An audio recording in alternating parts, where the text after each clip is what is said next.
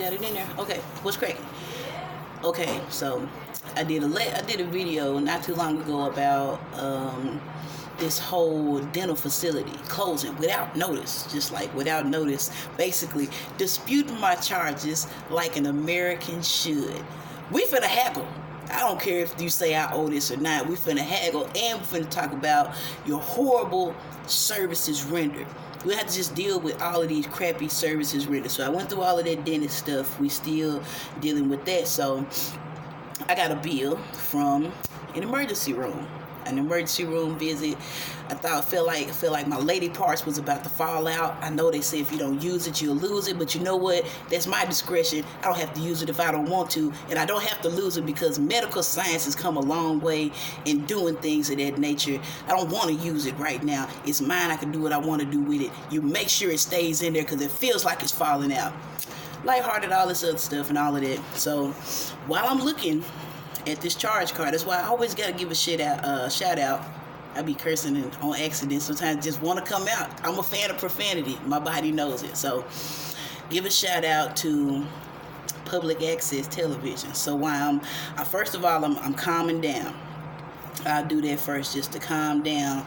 It was this service that I signed up for, which is basically prepaid legal. It's like credit monitoring, ID monitoring, and it's like the first time I called, I was like, yo, I'd like to end this, and you could tell that she was going into, like, you could literally hear the pages turning, and it's like, well, why do you want to leave? I was like, listen, ma'am, okay, I understand that you're trained to rebut my refusal and to try to get me back in for this little bit of money I give you bi-weekly to be a part of your service. No, thank you. And, well, I don't understand. So it kind of it's a heated battle back and forth.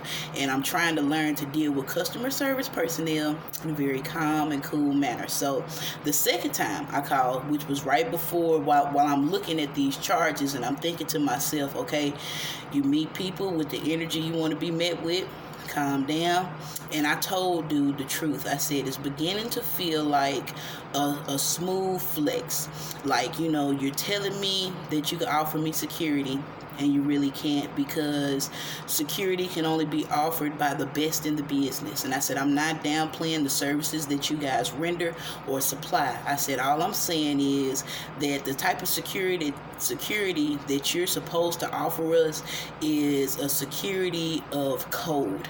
If you're not the best in the business at code, if you're not, the top hacker or whatever, if you're not on top of this personally, and if you don't employ people who are personally on top of their game, they understand it. They don't know just how to utilize it and how to look for certain things that are on a script. They know this thing.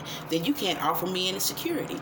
You just can't. And I said, I'm beginning to think that the real reason why people aren't really going into detail about what this code issue is, why it's so easy for people. They hacked Louisiana, New Orleans. How can you hack a whole city? They said the U.S. military was hacked. Eventually, you're going to have to start telling people that not only is this a new innovation, but as I've said before, we are talking about a changing of the guards as regards language itself. This is a whole new language, not on par with anything, borrowed from Latin or borrowed from this or borrowed from that or any Proto-Indo-European knowledge that you may have. Fuck that. That's out the window. We communicating on a whole other level, and it's not like Morse code or anything like that. It's a whole new language, and I've seen learn how to code. I've seen some of those sites, and it's like, don't worry about how it works, just work it. And I'm like, ooh, sounds scary.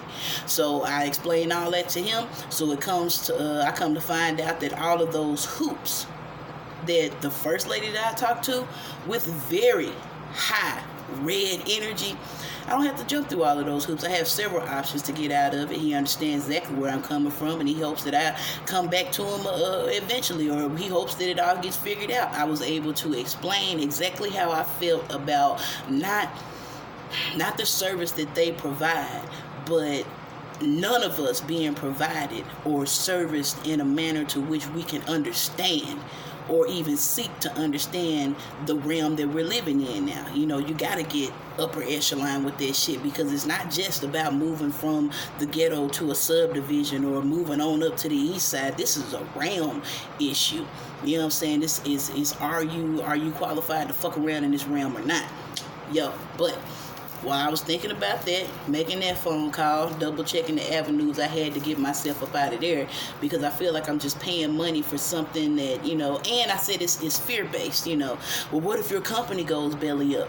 You know, we got 401k insurance, and I'm like, you know what? That's fear-based mentality. If I buy into that fear, then that's what's going to happen. And if my company goes belly up and my 401k goes missing, they've already just, I'm talking about, just disabuse me of any rights or regulations or anything that I have. I'm sure they'll disabuse you of the rights and the responsibilities that you have to, you know what I'm saying? I mean, if they fall, you fall. More than likely, if something like that collapses, then we're talking about a collapse from way, way back. Like they say that the love of money is the root to all evil, not money is the root to all evil. It's the love of money. It's avarice. It's exceptional greed.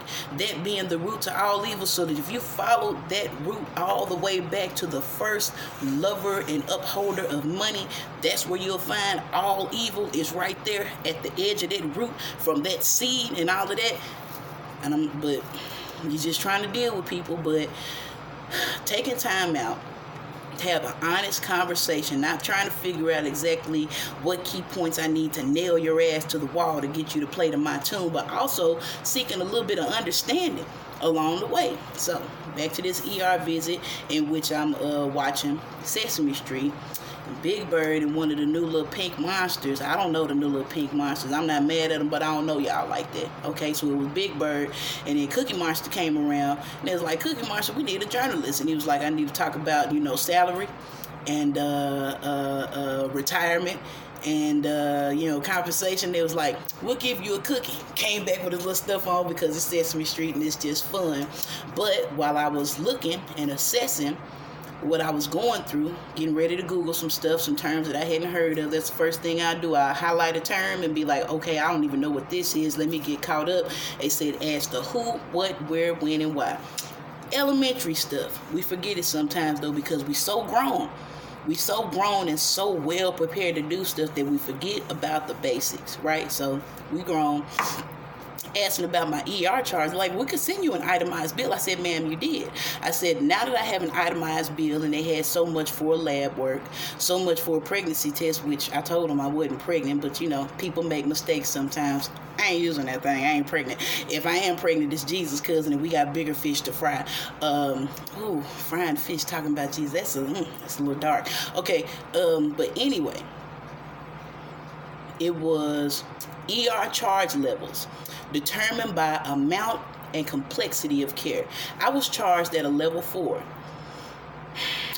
Also, while I'm looking into this, looking at what constitutes a level 1 through a level 5, because 5 is being the height of care, the most complex care that one can be provided. They said factors are assessing the care needed for the patient, monitoring the patient, pain management for the patient, procedures that are necessary for the patient, coordination of care for the patient, complexity of treatment provided, extra services needed such as security, isolation, an interpreter, precautions, discharge planning. That's like level 5. I get that. What happened to me when I went to the emergency room? Complained of abdominal cramping and pains that are not like the abdominal cramping and pains that I have during my regular cycle. I have fibroids. A lot of brown and black women do have them at a higher rate than our Caucasian counterparts. It is what it is. I'm putting it out there because it is what it is. It's weird. They say it's got to do with our perms, the color, and the hair dye, and all this, that, and the third. I'm just so I don't know, militant and just caught up in that, in which I'm trying to get out of it. But you know, eugenics, you know, something ain't right out there, and you can say stop worrying about it, stop bringing it up, but whatever, it is what it is. Something ain't right. It's pee in the pool. You know, it is pee in the pool, and I can see it. I can see it where you at over there. It's green and turning blue and stuff. And you talk about you didn't piss in the pool, but it's over there. It's over there. I see it. Anyway, so I'm asking. I said, so who determines what my complexity of care is? I said, because that's where the charge is. That's where the 1900 and however much it was comes in at. I said, this lab work seems justifiable as all get out. Seems justifiable. But why was I placed at a level 4 complexity of care when all I did, go to the emergency room, complain of abdominal cramping? They told me to pee in a cup. I waited out there 2 hours for them to get the analysis back from the pee in the cup. It says I'm not pregnant, or I don't have whatever it is they was looking for in my system. And then I finally get a chance to get over and talk to a doctor for all of 3 minutes. And he says, what do you think is wrong with you? I said, I'm having abdominal cramps. I don't think that these cramps are related to my cycle. I have fibroids. And he said, oh, well, it's probably pelvic prolapse. I said, well, what makes you think that? He said, He shrugged his shoulders, kicked back in his chair, threw his foot up over his knee, and said, while his shoulders shrugged, Gomer Powell was my doctor. I would rather have Dr. House. I would rather have a full-blown Viking and popping junkie who would just do weird stuff to my body just off a hunch than to have some ridiculous-ass person, Gomer Powell-esque in nature, shrug his shoulders and say, and pass me off to the next pimp. And I said, did you go to that? They asked while we were on this call, oh, you referred to another doctor. Did you go? I said, no, ma'am. I already feel like I got pimped by the first doctor. I said, I ain't the type of hoe that's going to go on the stroll 2-3 times before I get it. Boom, you get it. Oh, we just out here strolling, collecting bill after bill with intermediate or entry-level assessments, charging people up the wazoo for entry-level assessments. Want to know what really got my goat when I was looking at this? And they be talking about synchronicity and how everything ties in and goes in with each other. Miss Tashana Ward, 25, from Milwaukee, had to wait. She had very complex care that was needed. She was already assessed by the triage nurse. She was having breathing issues. She had all of this. Now, this level 4 complexity of care that they say I received and I did not, she might be alive if she had received it. So you're charging me for a level 2, and you're level 2 in the level 5s.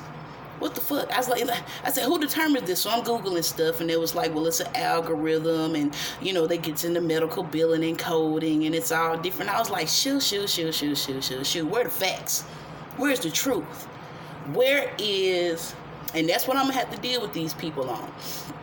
You know, bottom line, who, what, where, when, and why are these determinations made the way that they are? Somebody knocking on the door, so I guess I gotta go, but we're gonna get to the bottom of this later.